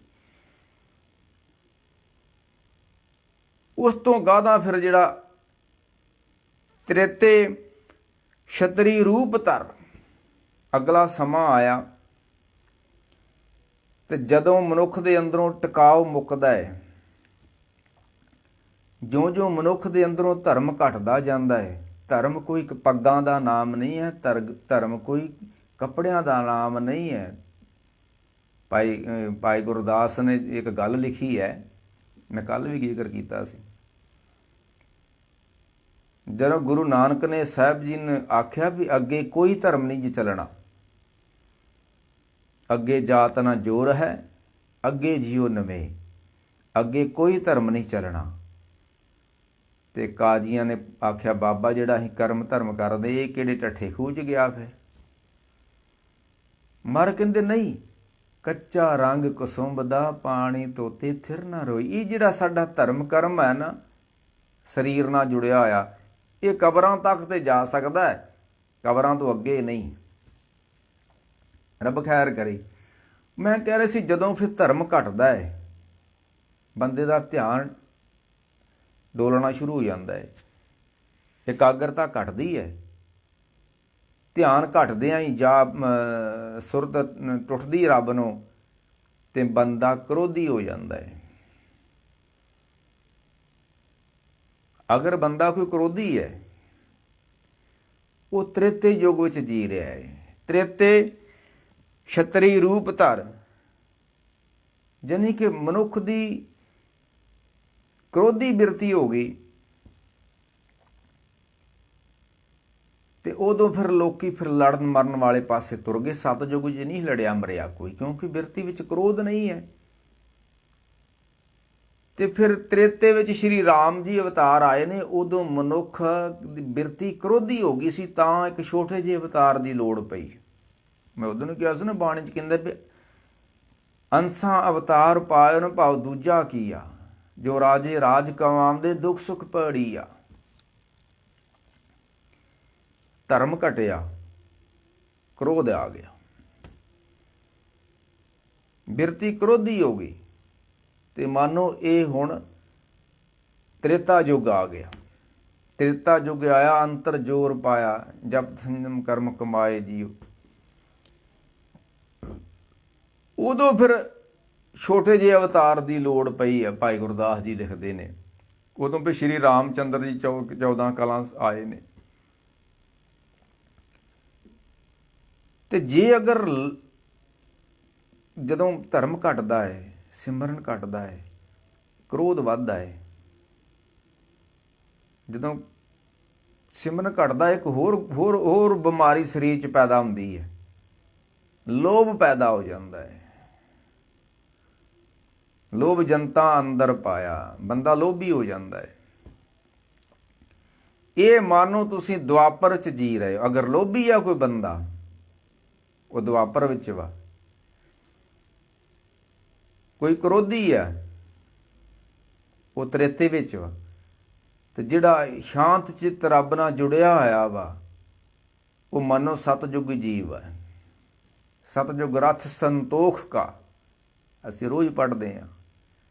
ਧਰਮ ਅੱਗੇ ਰਥਵਾਓ, ਤ੍ਰੈਤੇ ਰਥ ਜਤੇ ਕਾ, ਜੋਰ ਅੱਗੇ ਰਥਵਾਓ। ਜ਼ੋਰ ਮਿਥ ਲਿਆ ਬੰਦੇ ਨੇ ਆਪਣੀ ਜ਼ਿੰਦਗੀ ਦਾ ਨਿਸ਼ਾਨਾ ਵੀ ਮੈਂ ਜ਼ੋਰ, ਸਰੀਰ 'ਚ ਜ਼ੋਰ ਪੈਦਾ ਕਰਨਾ ਹੈ ਤੇ ਲੋਕਾਂ ਨਾਲ ਲੜਨਾ ਹੈ। ਤ੍ਰੈਤੇ ਰਥ ਜਤੇ ਕਾ, ਜੋਰ ਅੱਗੇ ਰਥਵਾਓ। ਦੁਆਪਰ ਰਥ ਸਭ ਤਪੇ ਕਾ, ਸਤ ਅੱਗੇ ਰਥਵਾਓ। ਤੇ ਕਲਯੁਗ ਰਥ ਅਗਨ ਕਾ, ਕੂੜ ਅੱਗੇ ਰਥਵਾਓ। ਜ਼ਿੰਦਗੀ ਦਾ ਨਿਸ਼ਾਨਾ ਝੂਠ ਹੀ ਝੂਠ ਮਿਥਿਆ ਹੋਇਆ ਬੰਦੇ ਨੇ, ਤੇ ਮਾਨੋ ਇਹ ਕ੍ਰੋਧ ਵਿੱਚ ਸੜ ਰਿਹਾ ਹੈ। ਤੇ ਭਾਈ ਗੁਰਦਾਸ ਜੀ ਕਹਿੰਦੇ ਸਤਜੁਗ ਦੇ ਵਿੱਚ ਹੰਸ ਅਵਤਾਰ ਸੀ। ਮਾਨੋ ਉਦੋਂ ਹੰਸ ਬਿਰਤੀ ਸੀ ਲੋਕਾਂ ਦੀ, ਉਹ ਮਾਨੋ ਸਤਜੁਗੀ ਅਵਤਾਰ ਨੇ ਜਿਹੜੇ ਅੱਜ ਵੀ ਹੰਸ ਬਿਰਤੀ ਦੇ ਹੋ ਗਏ ਨੇ। ਤੇ ਜਿਹੜੇ ਕ੍ਰੋਧੀ ਨੇ ਉਹ ਤ੍ਰੇਤੇ ਯੁੱਗ 'ਚ ਜੀ ਰਹੇ ਨੇ। ਜਿਹੜੇ ਲੋਭੀ ਨੇ ਉਹਨੂੰ ਕਹਿੰਦੇ ਨੇ ਵੈਸ਼ਨੂ ਬਿਰਤੀ, ਆਪਣਾ ਵੈਸ, ਲੋਭੀ ਨੂੰ ਵੈਸ ਬੋਲਦੇ ਨੇ। ਤੇ ਕਲਯੁਗ ਦੇ ਵਿੱਚ ਕਿਹੜੀ ਬਿਰਤੀ ਹੋਈ ਆ? ਭਾਈ ਗੁਰਦਾਸ ਜੀ ਕਹਿੰਦੇ ਨੇ ਜੁਗ ਜੁਗ ਆਪੋ ਆਪਣਾ ਵਰਨ ਹੈ, ਕਲਯੁਗ ਵਿੱਚ ਬਹੁਤੇ ਕਿਉਂ ਦਿਖਾਏ। ਆਹ ਜਿਹੜਾ ਸਮਾਂ ਚੱਲਣ ਦਿਆ ਨਾ ਕਲਯੁਗ ਦਾ, ਹੁਣ ਇਹ ਕਲਯੁਗ ਦੇ ਅੰਦਰ ਹਰ ਬੰਦਾ ਜਿਹੜਾ ਨਾ ਉਹ ਸੂਦਰ ਬਣਿਆ ਹੋਇਆ ਹੈ। ਭਾਵ ਕ੍ਰੋਧ ਆਇਆ, ਲੋਭ ਆਇਆ। ਲੋਭ ਨੇ ਸਾਨੂੰ ਬਣਾਤਾ ਵੈਸ, ਜਿਹੜਾ ਵਪਾਰ ਕਰੇ ਨਾ ਉਹਨੂੰ ਵੈਸ ਬੋਲਦੇ ਨੇ। ਪਹਿਲੋਂ ਸਾਡੇ ਅੰਦਰ ਧਨ ਦੀ ਬਿਰਤੀ ਪੈਦਾ ਹੋਈ, ਅਸੀਂ ਵੈਸ਼ ਬਣ ਗਏ। ਤੇ ਜਦੋਂ ਬੰਦਾ ਕੇਵਲ ਧਨ ਨਹੀਂ ਕਮਾਉਂਦਾ, ਧਰਮ ਨਹੀਂ ਨਾ ਕਮਾਉਂਦਾ, ਬੰਦਾ ਆਪਣੀ ਜ਼ਿੰਦਗੀ 'ਚ ਬਹੁਤ ਵੱਡਾ ਨੁਕਸਾਨ ਕਰ ਬੈਠਦਾ ਹੈ। ਧਨ ਦੀ ਬਹੁਤ ਵੱਡੀ ਲੋੜ ਹੈ, ਪਰ ਧਨ ਨਾਲੋਂ ਧਰਮ ਦੀ ਵੀ ਲੋੜ, ਬਹੁਤ ਵੱਡੀ ਲੋੜ ਹੈ ਜ਼ਿੰਦਗੀ 'ਚ। ਪਾਣੀ, ਤੇਲ ਤਾਂ ਅਸੀਂ ਪਾਉਣੇ ਆ ਪੈਟਰੋਲ ਪੰਪ ਤੇ ਜਾ ਕੇ, ਪਰ ਘਰੋਂ ਪਾਣੀ ਪਾ ਕੇ ਤੁਰਦੇ ਆ ਗੱਡੀ ਦੇ ਅੱਗੇ। ਪਾਣੀ ਅਗਲੇ ਪਾਸੇ ਹੁੰਦਾ, ਪੈਟਰੋਲ ਪਿਛਲੇ ਪਾਸੇ ਹੁੰਦਾ ਹੈ। ਧਰਮ ਅੱਗੇ ਹੋਣਾ ਚਾਹੀਦਾ ਹੈ, ਧਨ ਪਿੱਛੇ ਹੋਣਾ ਚਾਹੀਦਾ ਹੈ, ਪਰ ਅਸੀਂ ਧਨ ਅੱਗੇ ਰੱਖਿਆ ਹੋਇਆ, ਧਰਮ ਪਿੱਛੇ ਰੱਖਿਆ ਹੋਇਆ। ਨਹੀਂ ਨਹੀਂ, ਇਸ ਕਰਕੇ ਆਹ ਜਿਹੜਾ ਸਮਾਂ ਚੱਲਣ ਦਿਆ ਇਹ ਸੂਦਰ ਬਿਰਤੀ ਆ। ਸੂਦਰ ਬਿਰਤੀ ਕਿਉਂ ਬਣ ਗਈ? ਭੈੜੀ ਬਿਰਤੀ ਕਿਉਂ ਬਣ ਗਈ? ਕਿ ਲੋਭ ਲਹਿਰ ਸਭ ਹਲਕ ਸਵਾਨ ਹੈ, ਹਲਕਿਓ ਸਭੇ ਬਕਾਰੇ। ਜਦੋਂ ਲੋਭ ਪੈਦਾ ਹੋ ਜਾਂਦਾ ਬੰਦਾ, ਫਿਰ ਬੰਦਿਆਂ ਨਾ ਕਿ ਉਹ ਪਾਗਲ ਹੋ ਜਾਂਦਾ ਹੈ, ਉਹ ਧਰਮ ਭੁੱਲ ਜਾਂਦਾ ਹੈ, ਉਹ ਸਾਰੇ ਆਪਣੇ। ਇਸ ਕਰਕੇ ਹੁਣ ਕਲਯੁਗ ਦੇ ਅੰਦਰ ਧੰਨ ਗੁਰੂ ਨਾਨਕ ਸੱਚੇ ਪਾਤਸ਼ਾਹ ਅਵਤਾਰ ਹੋਏ ਨੇ, ਜਿਨ੍ਹਾਂ ਨੇ ਆਖਿਆ ਹੁਣ ਤੁਹਾਨੂੰ ਮੰਤਰ ਪੜ੍ਹਨਾ ਪਊਗਾ। ਜੇ ਹੁਣ ਤੁਸੀਂ ਗੁਰੂ ਦੇ ਦਿੱਤੇ ਮੰਤਰ ਨੂੰ ਨਹੀਂ ਪੜ੍ਹੋਗੇ ਤੇ ਪਾਰ ਉਤਾਰਾ ਨਹੀਂ ਹੋਣਾ। ਤੇ ਆਪਾਂ ਕੱਲ ਥੋੜਾ ਜਿਹਾ ਸਮਾਂ ਵਿਚਾਰ ਕੀਤੀ ਵੀ ਕਿਸ ਤਰ੍ਹਾਂ ਗੁਰੂ ਨਾਨਕ ਸੱਚੇ ਪਾਤਸ਼ਾਹ ਮਹਾਰਾਜ ਖੇਤੀ ਜਦੋਂ ਦੇ ਵਿੱਚ ਜਾਂਦੇ ਨੇ ਮੱਝੀਆਂ ਚਾਰਨ, ਤੇ ਉੱਥੇ ਫਿਰ ਜਦੋਂ ਮਹਾਰਾਜ ਰੁੱਖ ਥੱਲੇ ਲੰਮੇ ਪੈ ਜਾਂਦੇ ਨੇ ਤੇ ਉਹਨਾਂ ਦਾ ਧਿਆਨ ਜੁੜ ਜਾਂਦਾ ਹੈ। ਇਹਨੂੰ ਕਹਿੰਦੇ ਨੇ ਸਤਜੁਗ। ਜਦੋਂ ਧਿਆਨ ਜੁੜ ਜਾਵੇ ਫਿਰ ਕੋਈ ਮੰਤਰ ਦੀ ਲੋੜ ਨਹੀਂ ਪੈਂਦੀ। ਮੰਤਰ ਓਨਾ ਚਿਰ ਜਪਣਾ ਪੈਂਦਾ ਵਾ ਜਿੰਨਾ ਚਿਰ ਮਨ ਇਕਾਗਰ ਨਹੀਂ ਹੁੰਦਾ। ਜਦੋਂ ਮਨ ਇਕਾਗਰ ਹੋ ਗਿਆ ਤੇ ਭਗਤ ਜੀ ਕਹਿੰਦੇ ਟੁੱਕ ਦਮ ਕਰਾਰੀ ਜੋ ਕਰੋ। ਚਿੱਤ ਇਕਾਗਰ ਹੋ ਗਿਆ ਤੇ ਹਾਜ਼ਰ ਹਜ਼ੂਰ ਖੁਦਾਏ, ਫਿਰ ਮੰਤਰ ਦੀ ਲੋੜ ਕੋਈ ਨਹੀਂ ਹੈ। ਤੇ ਜੋਤ ਮੰਤਰ ਮਨ ਅਸਤਰ ਕਰੇ, ਕਉ ਕਬੀਰ ਸੁ ਪ੍ਰਾਣੀ ਤਰੇ। ਜਪਦਿਆਂ ਜਪਦਿਆਂ, ਸੁਣਦਿਆਂ ਸੁਣਦਿਆਂ, ਧਿਆਉਂਦਿਆਂ ਧਿਆਉਂਦਿਆਂ ਜਦੋਂ ਚਿੱਤ ਇਕਾਗਰ ਹੋ ਗਿਆ, ਜੋਤ ਮੰਤਰ ਮਨ ਅਸਤਰ ਕਰੇ, ਕਉ ਕਬੀਰ ਸੁ ਪ੍ਰਾਣੀ ਤਰੇ, ਉਤਰ ਗਿਆ। ਕਲਯੁਗ ਬਾਬੇ ਤਾਰਿਆ, ਉਤਰ ਗਿਆ। ਉੱਥੇ ਫਿਰ ਗੁਰੂ ਨਾਨਕ ਸੱਚੇ ਪਾਤਸ਼ਾਹ ਜਦੋਂ ਰੁੱਖ ਥੱਲੇ ਵਿਸ਼ਰਾਮ ਕਰਦੇ ਨੇ, ਜਦੋਂ ਮੱਝੀਆਂ ਚਾਰਨ ਜਾਂਦੇ ਨੇ, ਤੇ ਉਹ ਰੱਬੀ ਯਾਦ ਵਿੱਚ ਇਕਾਗਰਚਿਤ ਹੋ ਜਾਂਦੇ ਨੇ। ਤੇ ਦਰਸ਼ਨ ਦੇਖਤ ਕੀ ਸੁਧ ਕੀ ਨਾ ਸੁਧ ਰਹੀ, ਬੁੱਧ ਕੀ ਨਾ ਬੁੱਧ ਰਹੀ, ਮਤ ਮੇ ਨਾ ਮਤ ਰਹੀ, ਗਿਆਨ ਮੇ ਨਾ ਗਿਆਨ ਰਹਿਓ, ਧਿਆਨ ਮੇ ਨਾ ਧਿਆਨ ਰਹਿਓ। ਸਭ ਖਤਮ ਹੋ ਗਿਆ। ਉਦੋਂ ਸਾਧਨਾ ਖਤਮ ਹੋ ਗਈ ਉਦੋਂ ਧਿਆਨ ਖਤਮ ਹੋ ਗਿਆ, ਉਦੋਂ ਜਾਪ ਖਤਮ ਹੋ ਗਿਆ, ਜਦੋਂ ਚਿੱਤ ਰੱਬ ਵਿੱਚ ਲੀਨ ਹੋ ਗਿਆ। ਦਰਸ਼ਨ ਦੇਖਤ ਕੀ ਹੀ ਸੁੱਧ ਕੀ ਨਾ ਸੁੱਧ ਰਹੀ। ਬੰਦਾ ਆਪਣੀ ਸੁੱਧੀ ਬਿੱਧੀ ਤੋਂ ਪਾਰ ਤੁਰ ਜਾਂਦਾ ਹੈ, ਅਕਲ ਤੋਂ ਪਾਰ ਲੰਘ ਜਾਂਦਾ ਹੈ। ਉਹ ਫਿਰ ਇਸ ਤਰ੍ਹਾਂ ਜਦੋਂ ਬੈਠੇ ਨੇ ਤੇ ਕਹਿੰਦੇ ਜਿਹੜਾ ਰੁੱਖ ਦੀ ਛਾਇਆ ਬਦਲ ਗਈ ਆ ਤੇ ਧੁੱਪ ਆ ਗਈ ਆ ਤੇ ਸਰਪ ਨੇ ਛਾਇਆ ਕੀਤੀ, ਰਾਜ ਬਲਾਰ ਨੇ ਤੱਕ ਲਈ। ਉਧਰ ਜਿਹਦੀਆਂ ਮੱਝੀਆਂ ਸੀ ਕਿਸੇ ਦਾ ਖੇਤ ਖਾ ਗਈਆਂ, ਉਹਨਾਂ ਨੇ ਸ਼ਿਕਾਇਤ ਕਰਦੀ ਮਹਿਤਾ ਕਲਿਆਣ ਜੀ ਕੋਲ ਵੀ ਤੁਹਾਡੀਆਂ ਮੱਝੀਆਂ ਗਾਈਆਂ ਨੇ ਸਾਡਾ ਖੇਤ ਖਾ ਲਿਆ। ਤੇ ਗੁਰੂ ਨਾਨਕ ਸੱਚੇ ਪਾਤਸ਼ਾਹ ਨੇ ਫਿਰ ਤਾੜਿਆ, ਪਰ ਰਾਏ ਬਲਾਰ ਨੇ ਆਖਿਆ ਵੀ ਨਹੀਂ, ਅੱਜ ਤੋਂ ਬਾਅਦ ਇਹਨਾਂ ਨੂੰ ਤੁਸੀਂ ਕੁਛ ਨਹੀਂ ਕਹਿਣਾ। ਇਹ ਕੋਈ ਬਹੁਤ ਵੱਡੇ ਪੈਗੰਬਰ ਨੇ। ਜਾਂ ਘਰ ਵਿੱਚੋਂ ਮਾਤਾ ਬੇਬੇ ਨਾਨਕੀ ਨੇ ਪਛਾਣ ਲਿਆ ਸੀ ਕਿ ਇਹ ਮੇਰਾ ਵੀਰ ਜਿਹੜਾ ਹੈ ਨਾ, ਕਿ ਇਨਸਾਨ ਨਹੀਂ ਹੈ। ਨਹੀਂ ਨਹੀਂ ਨਹੀਂ, ਬ੍ਰਹਮ ਤੁਲ ਸਮਸਰ, ਇਹ ਬ੍ਰਹਮ ਦੇ ਬਰਾਬਰ ਹੈ। ਕੋਈ ਬ੍ਰਹਮ ਹੈ, ਕੋਈ ਅਵਤਾਰ ਹੈ, ਕੋਈ ਪੈਗੰਬਰ ਹੈ, ਮੇਰਾ ਵੀਰ ਨਹੀਂ ਹੈ ਇਕੱਲਾ। ਪਰ ਮਾਤਾ ਪਿਤਾ ਨਹੀਂ ਇਸ ਗੱਲ ਨੂੰ ਸਮਝ ਸਕੇ, ਪੜਦਾ ਪਿਆ ਰਿਹਾ। ਇਹ ਵੀ ਕੋਈ ਕੁਦਰਤੀ ਗੱਲ ਹੈ ਭਾਈ। ਫਿਰ ਗੁਰੂ ਨਾਨਕ ਸੱਚੇ ਪਾਤਸ਼ਾਹ ਨੂੰ ਜਦੋਂ ਉਹ ਪਿਤਾ ਨੇ ਆਖਿਆ ਵੀ ਹੁਣ ਤੁਸੀਂ ਵਪਾਰ ਕਰੋ, ਤੇ ਵਪਾਰ ਉਹ ਉਸ ਸਮੇਂ ਕਰਦਾ ਹੁੰਦਾ ਸੀ ਜਿਹਦੇ ਕੋਲ ਕੋਈ ਧਨ ਦੌਲਤ ਹੋਵੇ। ਗਰੀਬ ਨੇ ਵਪਾਰ ਕੀ ਕਰਨਾ? ਅੱਜ ਵੀ ਜੇ ਕਿਸੇ ਗਰੀਬ ਨੇ ਕੋਈ ਇੱਕ ਬੱਕਰੀ ਖਰੀਦਣੀ ਹੋਵੇ ਤੇ 100 ਵਾਰੀ ਸੋਚਦਾ ਵੀ ਬੱਕਰੀ ਆਉਣੀ ਹੈ 7,000 ਦੀ ਜਾਂ 10,000 ਦੀ, ਤੋਂ ਕਿੱਥੋਂ ਆਊਗਾ? ਤੇ ਵਪਾਰ ਤੇ ਕਰਦੇ ਨੇ ਬਾਬੇ ਨਾਮਦੇਵ ਵਰਗੇ, ਰਾਮਦੇਵ ਵਰਗੇ। ਉਹ ਟਾਪੂ ਖਰੀਦ ਲੈਂਦਾ 5 ਕਰੋੜ ਦਾ, ਜਗ੍ਹਾ ਦੇ ਦਿਓ ਮੈਨੂੰ, ਦੇ ਦਿਓ। ਇਹ ਬਾਬੇ ਨਹੀਂ, ਇਹ ਲਾਲਾ ਵਾ, ਉਹਨੂੰ ਨੈਟ ਤੇ ਕੋਈ ਕਹਿਣ ਦਿਆ ਸੀ। ਮੈਂ ਕਹਿ ਰਿਹਾ ਸੀ ਗਰੀਬ ਨੇ ਵਪਾਰ ਕੀ ਕਰਨਾ ਹੈ? ਗੁਰੂ ਨਾਨਕ ਸਾਹਿਬ ਵਪਾਰ ਕਰਨ ਤੁਰੇ, ਇਸ ਦਾ ਮਤਲਬ ਪਿਤਾ ਕੋਈ ਦੌਲਤ ਸੀ, ਪਿਤਾ ਅਮੀਰ ਸੀ, ਤਾਂ ਹੀ ਆਖਿਆ ਵੀ ਜਾ ਕੇ ਵਪਾਰ ਕਰਕੇ। ਤੇ ਵਪਾਰ ਪੈਸਿਆਂ ਨਾ ਹੁੰਦਾ। ਅੱਜ ਕੱਲ੍ਹ ਵਾਂਗੂ ਥੋੜ੍ਹਾ ਕੋਈ ਸਿਸਟਮ ਹੈ। ਉਹ ਫਿਰ ਗੁਰੂ ਨਾਨਕ ਸੱਚੇ ਪਾਤਸ਼ਾਹ ਜਦੋਂ ਪਿਤਾ ਕੋਲੋਂ ਪੈਸੇ ਲੈ ਕੇ ਚੂੜਕਾਣੇ ਨੂੰ ਜਾਂਦੇ ਨੇ, ਤੁਰੇ ਜਾਂਦੇ ਨੇ,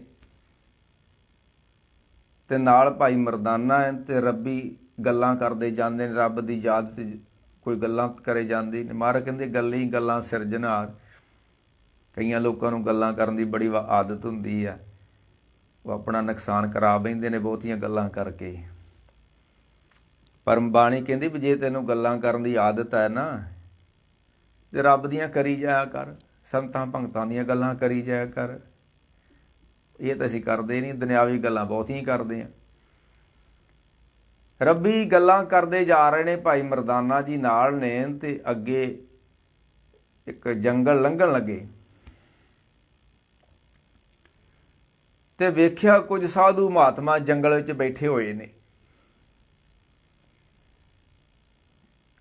ਕਿਸੇ ਨੇ ਪੁੱਠਾ ਬੱਧਿਆ ਰੁੱਖ ਨੂੰ ਆਪਣੇ ਆਪ ਨਾਲ, ਕੋਈ ਧੂਆਂ ਦਿਖਾ ਕੇ ਬੈਠਾ, ਕੋਈ ਪਾਣੀ 'ਚ ਬੈਠਾ, ਕੋਈ ਸੰਗਲ ਮਾਰੇ ਨੇ ਸਰੀਰ ਨੂੰ, ਸੰਗਲਾਂ ਨਾਲ ਬੰਨ੍ਹ ਕੇ ਆਪਣੇ ਆਪ ਨੂੰ ਰੱਖਿਆ। ਉਹ ਜਿਹੜੀ ਇੱਕ ਬਾਣੀ ਦੀ ਤੁਕ ਆਉਂਦੀ ਆ ਕਿ ਨਾ ਸਤ ਦੁਖੀਆ ਨਾ ਸਤ ਸੁਖੀਆ, ਨਾ ਸਤ ਪਾਣੀ ਜੰਤ ਫਿਰੇ, ਨਾ ਸਤ ਮੂੰਡ ਮਡਾਈ ਕੇਸੀ, ਨਾ ਸਤ ਪੜ੍ਹਿਆਂ ਦੇਸ ਫਿਰੇ, ਨਾ ਸਤ ਹਸਤੀ ਬੱਧੇ ਸੰਗਲ। ਐ ਸੰਗਲਾਂ ਨਾਲ ਬੰਨ੍ਹ ਕੇ ਆਪਣੇ ਆਪ ਨੂੰ ਰੱਖਿਆ ਤੇ ਤਪੱਸਿਆ ਕਰਨ ਦਏ ਨੇ। ਕੋਈ ਪੁੱਠਾ ਲਟਕਿਆ ਹੋਇਆ, ਕੋਈ ਪਦਮਾਸਨ ਲਾ ਕੇ ਬੈਠਾ, ਕਿ ਕੋਈ ਅੱਗ ਆਲੇ ਦੁਆਲੇ ਅੱਗ ਦਿਖਾ ਕੇ ਬੈਠਾ ਹੋਇਆ। ਐ ਸਰੀਰ ਸੁੱਕੇ ਪਏ ਨੇ। ਹੁਣ ਜੰਗਲ ਵਿੱਚ ਕੋਈ ਬੇਬੇ ਥੋੜ੍ਹਾ ਬੈਠੀ ਵੀ ਰੋਟੀਆਂ ਪਕਾ ਕੇ ਵੀ ਸਵੇਰੇ ਸੂਰਜ ਚੜ੍ਹਨ ਤੋਂ ਪਹਿਲਾਂ ਹੀ ਪਰੌਂਠੇ ਪਕਾ ਦੂ ਤੇ ਮੁੜ ਕੇ ਆਖੋ ਵੀ ਛਕ ਲਓ। ਨਹੀਂ ਨਹੀਂ, ਇਹ ਤਪੱਸਿਆ ਕਰਨ ਵਾਲੇ ਬਹੁਤੇ ਪਰੌਂਠੇ ਨਹੀਂ ਖਾਂਦੇ ਹੁੰਦੇ। ਜਿਹੜਾ ਬੰਦਾ ਤਪੱਸਿਆ ਕਰਦਾ ਹੋਊਗਾ ਨਾ ਬੰਦਗੀ, ਉਹਦੀ ਨਿਸ਼ਾਨੀ ਉਹਦਾ ਸਰੀਰ ਬੜਾ ਕਮਜ਼ੋਰ ਹੋਊਗਾ। ਤਨ ਮਨ ਖੀਨ ਪਏ ਪ੍ਰਭ, ਉਹਦਾ ਇਹ ਜਿਹੜੇ ਖਾ ਕੇ ਐ ਚੌੜੇ ਹੋਏ ਆ ਨਾ, ਸਮਝ ਲਓ ਇਹ ਰੱਬ ਦੇ ਪੁਜਾਰੀ ਨਹੀਂ, ਇਹ ਲੰਗਰ ਦੇ ਪੁਜਾਰੀ ਨੇ। ਲੰਗਰ ਹੀ ਖਾਈ ਜਾਂਦੇ ਨੇ। ਤੇ ਉਹਨੇ ਦੁਨੀਆ ਤੋੜੇ ਬੰਦਨਾ, ਅੰਨ ਪਾਣੀ ਥੋੜਾ ਖਾਇਆ। ਬੰਦਗੀ ਕਰਨ ਵਾਲੇ ਥੋੜਾ ਖਾਂਦੇ ਨੇ, ਉਹਨਾਂ ਲੋੜ ਵੀ ਥੋੜੇ ਦੀ ਪੈਂਦੀ, ਜਿੰਨੀ ਲੋੜ ਪੈਂਦੀ ਉਦੋਂ ਵੀ ਘੱਟ ਖਾਂਦੇ ਨੇ ਉਹ। ਤੇ ਸਾਨੂੰ ਜਿੰਨੀ ਲੋੜ ਆ ਉਦੋਂ ਦੁੱਗਣਾ ਖਾ ਲੈਂਦੇ ਅਸੀਂ। ਇਹ ਫਿਰ ਗੁਰੂ ਨਾਨਕ ਸੱਚੇ ਪਾਤਸ਼ਾਹ ਉੱਥੇ ਬਹਿ ਜਾਂਦੇ ਨੇ ਉਹਨਾਂ ਸਾਧੂਆਂ ਦੇ ਕੋਲ, ਤੇ ਪੁੱਛਦੇ ਨੇ ਵੀ ਤੁਸੀਂ ਭੋਜਨ ਪਾਣੀ ਛਕਿਆ ਜੇ? ਕਹਿਣ ਲੱਗੇ ਵੀ ਇੱਥੇ ਤੇ ਭੋਜਨ ਪੱਕਦਾ ਹੀ ਨਹੀਂ, ਤੇ ਛਕਣਾ ਕਿੱਥੋਂ ਅਸੀਂ? ਕਈ ਸਾਲ ਹੋ ਗਏ ਅਸੀਂ ਤਾਂ ਰੋਟੀ ਦਾ ਮੂੰਹ ਨਹੀਂ ਵੇਖਿਆ, ਪਰ ਰੋਟੀ ਹੁੰਦੀ ਕੀ ਹੈ? ਦੇਵਤਿਆਂ ਦਰਸ਼ਨ ਕੇ ਤਾਈ, ਦੁਖ ਭੂਖ ਤੀਰਥ ਕੀਏ। जोगी जति जुगत में रहते, कर कर पग में भेस पए, तो कारण साहिबा।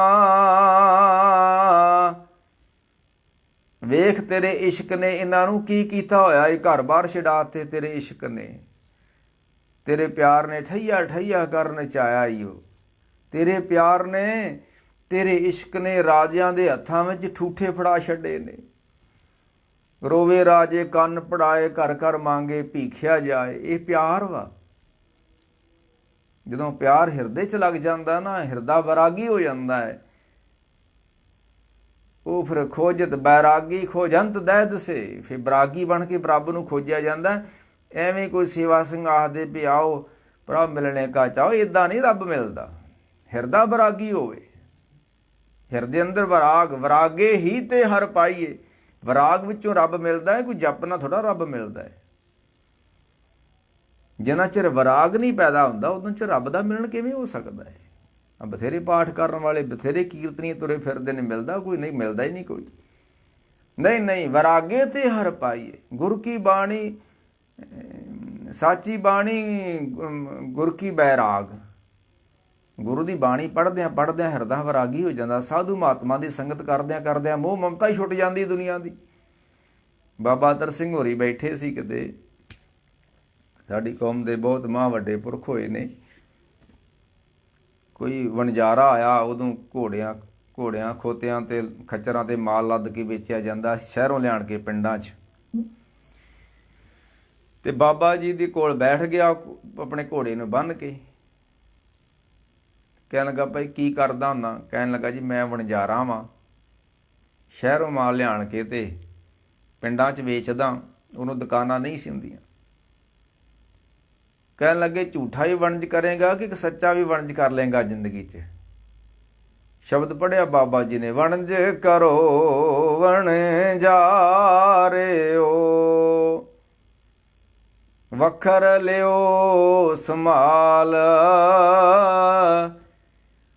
ਤੈਸੀ ਵਸਤ ਵਸਾਈਐ, ਜੈਸੀ ਨਿਭੇ ਨਾਲ। ਉਹ ਬਾਬਾ ਜੀ ਕਹਿਣ ਲੱਗੇ ਆ ਜਿਹੜੇ ਪਲਾਟ ਖਰੀਦੀ ਜਾਂਦੇ, ਧੀਆਂ ਪੁੱਤਾਂ ਨੇ ਵੰਡ ਲੈਣੇ ਨੇ, ਤੁਹਾਡੇ ਪੱਲੇ ਕੱਖ ਨਹੀਂ ਜੇ ਪੈਣਾ। ਇਹ ਝੂਠਾ ਵਣਜ ਨਾ ਕਰੋ। ਝੂਠੇ ਵਣਜੇ ਮਨ ਤਨ ਝੂਠਾ ਹੋਏ। ਕਹਿਣ ਲੱਗੇ ਸੱਚਾ ਵਣਜ ਕਰਿਆ ਕਰ। ਬਾਬਾ ਅਤਰ ਸਿੰਘ ਜੀ ਕਹਿਣ ਲੱਗੇ ਉਸ ਵਣਜਾਰੇ ਨੂੰ, ਕਹਿਣ ਲੱਗਾ ਬਾਬਾ ਜੀ ਉਹ ਕੀ ਹੁੰਦਾ ਹੈ? ਬਾਬਾ ਜੀ ਕਹਿੰਦੇ ਹਰ ਰਾਸ ਮੇਰੀ ਮਨ ਮੰਜਾਰਾ, ਸਤਿਗੁਰ ਤੇ ਰਾਸ ਜਾਣੀ। ਹਰ ਨਿਤ ਜਪੋ ਜੀਓ ਲਾਹ ਖਟਿਓ, ਹਰ ਜਪੋ ਜੀਓ ਲਾਹ ਖਟੋ ਦਿਹਾੜੀ। ਇਹ ਧਨ ਤਿੰਨਾ ਮਿਲਿਆ। ਇਹ ਸਾਰਿਆਂ ਨੂੰ ਹਰ ਨਾਮ ਤਾਂ ਨਹੀਂ ਮਿਲਦਾ। ਉਹ ਘਰ ਗਿਆ ਘੋੜਾ ਬੰਨ੍ਹ ਕੇ, ਘਰਦਿਆਂ ਨੂੰ ਕਹਿੰਦਾ ਵੀ ਆਹ ਬੱਜਾ ਜੇ ਘੋੜਾ ਤੇ ਆਹ ਪੈ ਜੇ ਸੌਦਾ। ਵੇਚਣਾ ਕਿਸੇ ਨੇ ਵੇਚ ਲਓ, ਅਸੀਂ ਸੰਤਾਂ ਕੋਲ ਚੱਲੇ ਹੁਣ ਬਸ। ਇਹਨੂੰ ਕਹਿੰਦੇ ਨੇ ਵਰਾਗ, ਇਹਨੂੰ ਕਹਿੰਦੇ ਨੇ ਇੱਦਾਂ ਮਿਲਣ ਹੁੰਦਾ ਹੈ। ਆਓ ਇਹ ਪ੍ਰਭ ਮਿਲਣੇ ਕਾ ਚਾਓ। ਤੁਰ ਪਏ ਘਰੋਂ, 100 ਮੀਲ ਤੱਕ ਜਾਂਦਿਆਂ 10 ਵਾਰੀ ਫੋਨ ਕਰ ਲਿਆ ਘਰਦਿਆਂ ਨੂੰ। ਇਹ ਕੋਈ ਵੈਰਾਗੀ ਹਿਰਦਾ ਥੋੜਾ ਵਾ। ਨਹੀਂ। ਜੋ ਤੋ ਪ੍ਰੇਮ ਖੇਲਣ ਕਾ ਚਾਓ, ਸਿਰ ਧਰ ਤਲੀ ਗਲੀ ਮੇਰੀ ਆਓ। ਇਤ ਮਾਰਗ ਪੈਰ ਤਰੀ ਜੇ, ਪਹਿਲਾਂ ਮਰਨ ਕਬੂਲ। ਤੇ ਮਹਾਰਾਜ ਉਹ ਫਿਰ ਗੁਰੂ ਨਾਨਕ ਸੱਚੇ ਪਾਤਸ਼ਾਹ ਫਿਰ ਉੱਥੇ ਬੈਠੇ ਹੋਏ ਨੇ ਤੇ ਸਾਧੂ ਮਹਾਤਮਾ ਦੇ ਨਾਲ ਗਿਆਨ ਗੋਸ਼ਟ ਹੋਈ ਹੈ। ਉਹ ਫਿਰ ਕੀ ਗਿਆਨ ਗੋਸ਼ਟ ਹੋਈ ਅੱਗੇ ਚੱਲ ਕੇ ਆਪਾਂ ਆਉਣ ਵਾਲੇ ਸਮੇਂ 'ਚ ਮਹਾਰਾਜ ਸੱਚੇ ਪਾਤਸ਼ਾਹ ਕਿਰਪਾ ਕਰਨ ਤੇ ਜਦੋਂ ਗੁਰੂ ਨਾਨਕ ਸਾਹਿਬ ਨੇ ਉਹਨਾਂ ਬਾਰੇ ਪਤਾ ਲੱਗਾ ਵੀ ਇਹਨਾਂ ਦੇ ਤੇ ਭੋਜਨ ਪਾਣੀ ਨਹੀਂ ਛਕਿਆ ਇਹਨਾਂ ਨੇ, ਤੇ ਕਹਿਣ ਲੱਗੇ ਮਰਦਾਨਾ ਜੀ, ਸਾਡੀ ਜੇਬ ਵਿੱਚ ਖੀਸੇ ਵਿੱਚ ਪੈਸੇ ਹੋਣ ਤੇ ਰੱਬ ਦੇ ਪਿਆਰੇ ਭੁੱਖੇ ਬੈਠੇ ਹੋਣ, ਇਸੀ ਧਨ ਦੌਲਤ ਨੂੰ ਮਰਦਾਨਿਆਂ ਕੀ ਕਰਨ ਆਇਆ ਸੀ? ਹਾਂਜੀ, ਧਾਏ ਧਾਏ ਕਿਰਪਨ ਸ਼ਰਮ ਕੀਨੋ, ਇਕੱਤਰ ਕਰੀ ਹੈ ਮਾਇਆ, ਦਾਨ ਪੁੰਨ ਨਹੀਂ ਸੰਤਨ ਸੇਵਾ। ਇਹ ਪੈਸੇ ਨਾਲ ਕੋਈ ਦਾਨ ਪੁੰਨ ਨਹੀਂ ਕੀਤਾ, ਕੋਈ ਸਾਧੂ ਮਹਾਤਮਾ ਨੂੰ ਭੋਜਨ ਪਾਣੀ ਨਹੀਂ ਛਕਾਇਆ, ਤੇ ਇਕੱਤਰ ਕਰੀ ਹੈ ਮਾਇਆ, ਦਾਨ ਪੁੰਨ ਨਹੀਂ ਸੰਤਨ ਸੇਵਾ। ਕਿਤੇ ਹੀ ਕਾਮ ਨਾ ਆਇਆ, ਕਿਸ ਕਾਮ ਆਊਗੀ ਮਾਇਆ?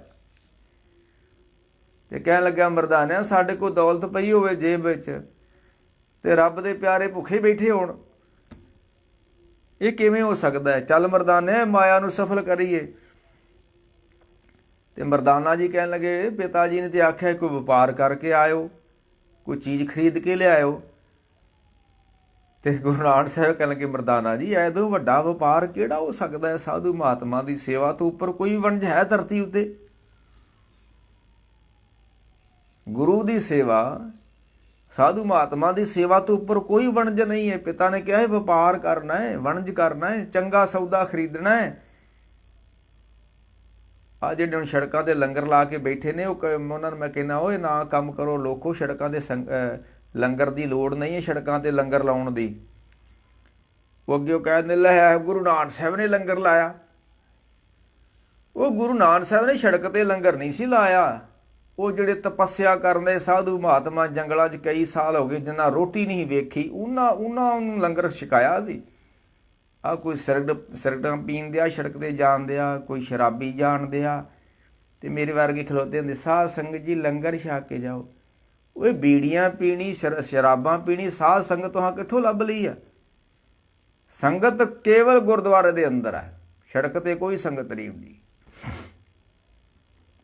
ਤੇ ਕਹਿਣ ਲੱਗੇ, ਚੋਂ ਪੁੱਠੇ ਪਾਸੇ ਦੁਨੀਆ ਲੱਗੀ ਆ, ਤੇ ਹੁਣ ਕੀ ਹੈ, ਕੀ ਕਹਿਣਾ ਇਹਨਾਂ ਲੋਕਾਂ ਨੂੰ? ਮਰਦਾਨਾ ਜੀ ਕਹਿਣ ਲੱਗੇ, ਪਿਤਾ ਨੇ ਆਖਿਆ ਉਹ ਖਰਾ ਸੌਦਾ ਕਰਨਾ ਹੈ, ਸੱਚਾ ਸੌਦਾ ਕਰਨਾ ਹੈ। ਤੇ ਕਹਿਣ ਲੱਗੇ ਮਰਦਾਨੇ, ਐਦੋਂ ਖਰਾ ਸੌਦਾ ਕੀ ਹੋ ਸਕਦਾ ਰੱਬ ਦੇ ਨਾਂ ਤੇ? ਸਫਲ ਖਾਏ ਤਿਨ ਚੇਤ ਖਾਏ ਤਿਨ ਸਫਲ ਹੈ, ਅਚੇਤਾ ਹੱਥ ਤੜਾਇਆ। ਕੋ ਰੱਬ ਦੇ ਨਾਂ ਤੇ ਹਰ ਅਰਥ ਜੋ ਖਰਚ ਦੇ, ਦਿੰਦੇ ਸੁਖ ਪਾਇਆ। ਜਿਹੜਾ ਰੱਬ ਦੇ ਨਾਂ ਤੇ ਪੈਸਾ ਖਰਚਿਆ ਗਿਆ, ਜਿਹੜਾ ਗੁਰੂ ਦੇ ਨਾਂ ਤੇ ਪੈਸਾ ਖਰਚਿਆ ਗਿਆ, ਹਰ ਅਰਥ ਜੋ ਖਰਚ ਦੇ, ਉਹਨੂੰ ਜ਼ਿੰਦਗੀ 'ਚ ਸੁੱਖ ਮਿਲ ਜਾਂਦਾ ਹੈ। ਤੇ ਕਹਿਣ ਲੱਗੇ ਮਰਦਾਨੇ, ਆ ਤੇ ਵਣਜ ਹੀ ਵੱਡਾ ਰੱਬ ਨੇ ਸਾਨੂੰ ਦੇ ਦਿੱਤਾ। ਅਸੀਂ ਵਣਜ ਕਰਨ ਚੱਲੇ ਹਾਂ ਸ਼ਹਿਰ ਵਿੱਚ, ਹੋ ਸਕਦਾ ਅਸੀਂ ਕੋਈ ਝੂਠਾ ਵਣਜ ਕਰ ਲੈਂਦੇ ਸ਼ਹਿਰ ਜਾ ਕੇ। ਤੇ ਆਹ ਤੇ ਰੱਬ ਨੇ ਸਾਡੇ ਤੇ ਕਿਰਪਾ ਕੀਤੀ, ਆ ਜੰਗਲ ਵਿੱਚ ਹੀ ਸਾਨੂੰ ਵਪਾਰ ਮਿਲ ਗਿਆ।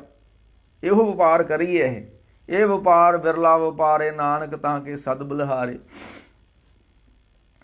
ਕਿਨਹੀ ਬਣਜਿਆ ਕਾਂਸੀ ਤਾਂਬਾ, ਕਿਨਹੀ ਲੌਂਗ ਸੁਪਾਰੀ। ਸੰਤੋ ਬਣਜਿਆ ਨਾਮ ਗੋਬਿੰਦ ਕਾ। ਨਾਮ ਨੂੰ ਵਣਜੋ, ਸਾਧੂ ਮਹਾਤਮਾ ਦੀ ਸੇਵਾ ਕਰਨੀ, ਇਹ ਵੀ ਸੱਚਾ ਵਣਜ ਵਪਾਰ ਹੈ। ਗੁਰੂ ਦੀ ਸੇਵਾ ਵੀ ਸੱਚਾ ਵਣਜ ਵਪਾਰ ਹੈ। ਤੇ ਦਿਨ ਦੇ ਤੋੜ ਨਾ ਆਵਈ। ਕਬੀਰ ਨੇ ਇੱਕ ਗੱਲ ਕਹੀ ਆ, ਕਹਿੰਦੇ ਚਿੜੀ ਚੁੰਚ ਪਰ ਲੈ ਗਈ, ਨਦੀ ਨਾ ਘਟਿਓ ਨੀਰ। ਕੋਈ ਨਦੀ ਵਗ ਰਹੀ ਆ, ਦਰਿਆ ਵਗ ਰਿਹਾ, ਤੇ ਇੱਕ ਉਹਦੇ ਕੰਢੇ ਤੇ ਚਿੜੀ ਆਣ ਕੇ ਬਹਿ ਗਈ। ਚਲੋ ਹੁਣ ਤਾਂ ਮਨੁੱਖ ਨੇ ਚਿੜੀਆਂ ਵੀ ਖਤਮ ਕਰ ਛੱਡੀਆਂ। ਮੈਂ ਅੱਗੇ ਵੀ ਕਹਿਣਾ ਹੁੰਦਾ, ਇਸ ਵੇਲੇ ਧਰਤੀ ਤੇ ਸਭ ਤੋਂ ਭੈੜਾ ਜਾਨਵਰ ਕਿਹੜਾ ਵਾ? ਉਹ ਮਨੁੱਖ ਹੈ। ਪਟਾਕੇ ਚਲਾ ਚਲਾ ਕੇ, ਧੂਵੇਂ ਅੱਗ ਲਾ ਲਾ ਕੇ ਇਹਨੇ ਜਾਨਵਰ ਹੀ ਭਜਾ ਛੱਡੇ ਧਰਤੀ ਤੋਂ, ਮਾਰ ਛੱਡੇ ਨੇ। ਆ ਪਿਛਲੇ 2-3 ਸਾਲ ਦੀ ਗੱਲ ਆ, ਤਰਨ ਤਾਰਨ ਬਾਬਾ ਦੀਪ ਸਿੰਘ ਦਾ ਦਿਹਾੜਾ ਮਨਾ ਰਹੇ ਸੀ, ਤੇ ਟਰਾਲੀ ਤੇ ਰੱਖੇ ਸੀ ਬੰਬ। ਟਰਾਲੀ ਉੱਡ ਗਈ ਤੇ ਨਾਲ ਉੱਡ ਗਏ 2-3 ਨੌਜਵਾਨ। ਤੇ ਕੌਮ ਨੇ ਫੇਰ ਨਹੀਂ ਕੋਈ ਸੇਧ ਲਈ। ਅਜੇ ਵੀ ਪ੍ਰਭਾਤ ਵੇਲੇ, ਅੰਮ੍ਰਿਤ ਵੇਲੇ ਪਟਾਕੇ ਚਲਾਉਂਦੇ ਫਿਰਦੇ ਗਲੀਆਂ 'ਚ। ਇਹ ਪਟਾਕੇ ਚਲਾਉਣ ਦਾ ਨਾਂ ਗੁਰਪੁਰਬ ਹੈ? ਇਹ ਤੇ ਤੁਸੀਂ ਧਰਮ ਦੇ ਨਾਂ ਤੇ ਖਰਮਸਤੀਆਂ ਕਰਦੇ ਹੋ, ਪਟਾਕੇ ਚਲਾਉਂਦੇ ਹੋ ਗੁਰਪੁਰਾਂ ਤੇ। ਤੁਸੀਂ ਧਰਮ ਗੁਰਪੁਰਬ ਨਹੀਂ ਮਨਾਉਂਦੀ ਮੰਡੀਰ, ਇਹ ਖਰਮਸਤੀਆਂ ਕਰਦੇ ਨੇ। ਸ਼ਬਦ ਚੌਂਕੀ ਪੜ੍ਹੋ, ਰੱਬ ਰੱਬ ਕਰੋ, ਪਟਾਕੇ ਚਲਾਉਂਦੇ ਫਿਰਦੇ ਗਲੀਆਂ 'ਚ। ਇਹ ਮੰਡੀਰਵਾਦ ਨੂੰ ਮੌਕਾ ਦਿੰਦੇ ਲੋਕ ਖਰਮਸਤੀਆਂ ਕਰਨ ਦਾ। ਸਾਡੇ ਲੋਕ ਨਹੀਂ ਨਹੀਂ ਨਹੀਂ।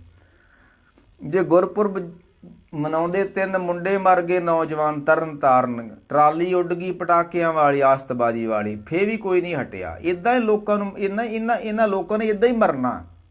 ਇਹਨਾਂ ਅਣਿਆਈ ਮੌਤ ਤੇ ਲੋਕਾਂ ਮਰਨਾ ਹੈ। ਆਪਣੀ ਮੌਤ ਤੇ ਆਪ ਹੀ ਲੋਕ ਮਰਨਦੇ ਨੇ, ਅਣਿਆਈ ਮੌਤ ਤੇ ਮਰਨਦੇ ਨੇ ਕਹਿ ਲਓ। ਖੈਰ ਉਹ ਫਿਰ ਗੁਰੂ ਨਾਨਕ ਸਾਹਿਬ ਕਹਿਣ ਲੱਗੇ, ਮਰਦਾਨਾ ਜੀ ਕਿਨਹੀ ਬਣ ਜਿਆ ਕਾਂਸੀ ਤਾਂਬਾ, ਕਿਨਹੀ ਲੌਂਗ ਸੁਪਾਰੀ, ਤੇ ਸਣ ਤੋਂ ਬਣ ਜਿਆ ਨਾਮ ਗੋਬਿੰਦ ਕਾ।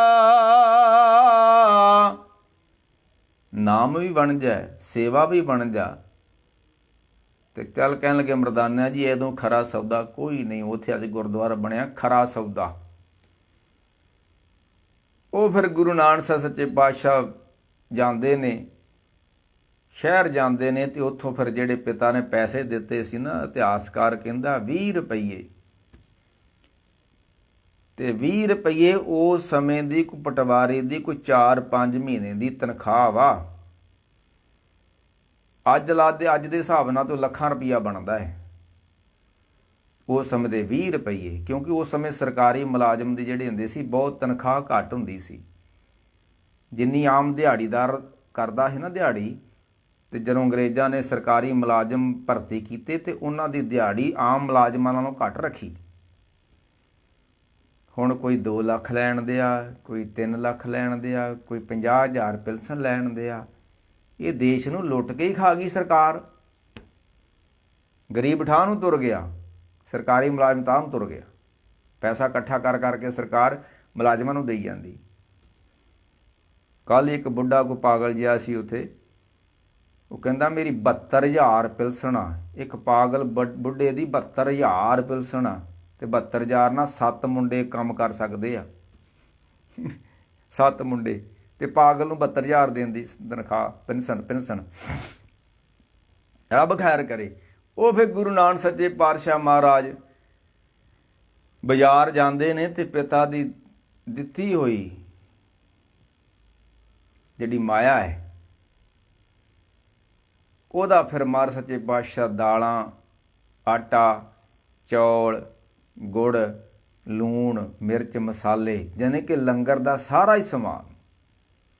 ਹੁਣ ਲੰਗਰ ਐਵੇਂ ਥੋੜ੍ਹਾ ਬਣ ਜਾਣਾ ਹੈ।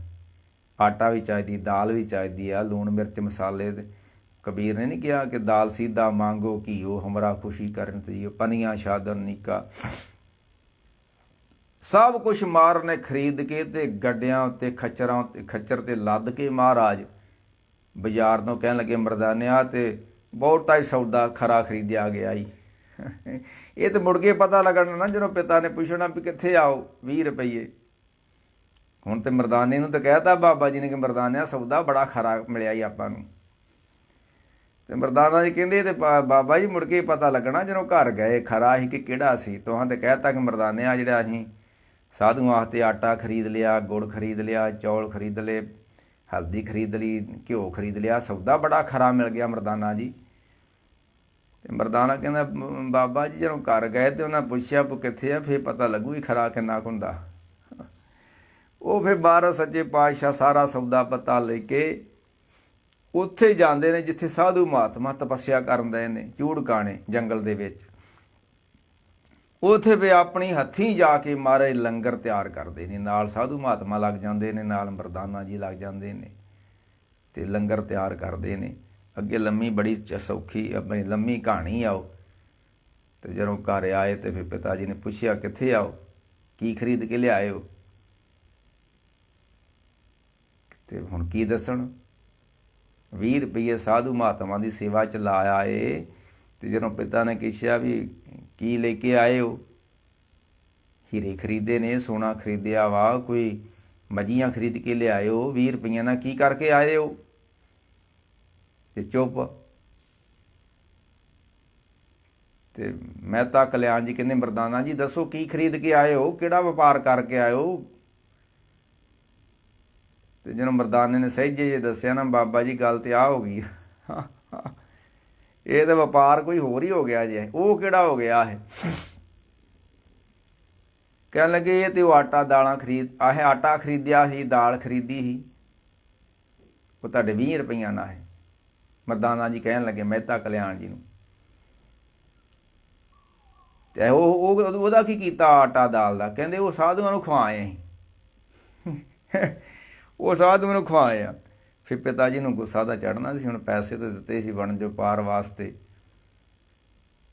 ਤੇ ਕਰਨਾ ਸੀ ਹੋਰ ਸੌਦਾ, ਤੇ ਕਰ ਕੋਈ ਆਏ ਇਹ ਹੋਰ ਸੌਦਾ। ਇਹ ਜਿਹੜੇ ਹੁੰਦੇ ਨਾ ਮਹਾਂਪੁਰਖ ਗੁਰੂ ਪੀਰ ਪੈਗੰਬਰ, ਉਹ ਦੁਨੀਆ ਵਾਲੀ ਚਾਲ ਨਹੀਂ ਚੱਲਦੇ। ਭਗਤਾਂ ਕੀ ਚਾਲ ਨਿਰਾਲੀ, ਚਾਲਾਂ ਨਿਰਾਲੀ ਭਗਤਾਂ ਕੇਰੀ, ਬਿਖ ਮਾਰਗ ਚੱਲਣਾ, ਲੱਭ ਲੋਭ ਹੰਕਾਰ ਤਾ ਤ੍ਰਿਸ਼ਨਾ ਬਹੁਤ ਨਹੀਂ ਬੋਲਣਾ।